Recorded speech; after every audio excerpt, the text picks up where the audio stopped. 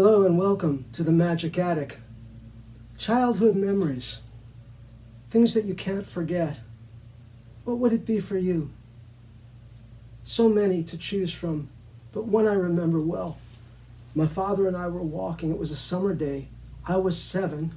He was smoking a cigarette, and I said, "Dad, can I smoke a cigarette?" He thought for a minute and said, "Sure thing." Put it in my lips, told me to breathe deep, and in a moment I was hacking my brains out, spun to the ground, and never smoked again. My younger brother, though, he did pick up smoking, and so my father had to take to hiding things.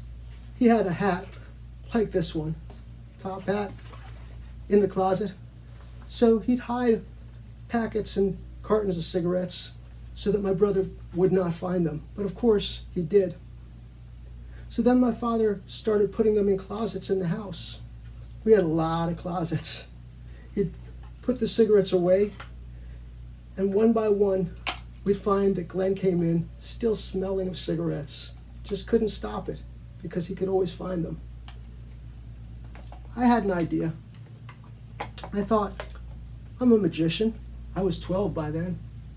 Let me try a trick, a little bit of magic. So I told Glen where my father had put them, and I showed Glen where they were, and then I would move them when Glen went to sleep. So Glen would come looking, and lo and behold, they'd be gone.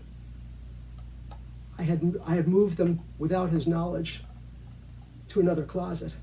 And then I'd show him, "Oh, look, Dad put them here."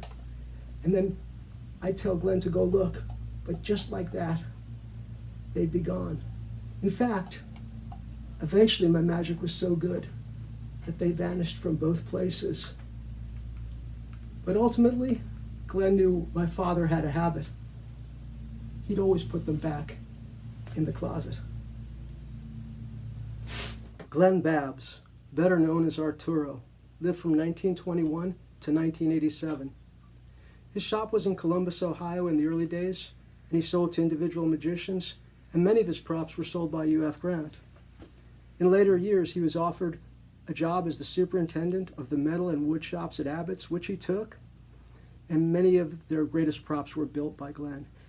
It is said that he worked after hours without the knowledge of Russell Abbott for himself, and in fact, I heard a story where he was working one time on a Temple of Benares, and as Russell was coming in, he had to throw a tarp over it to hide that fact.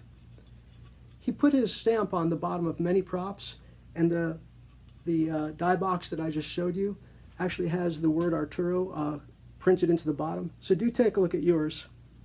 Have a great day.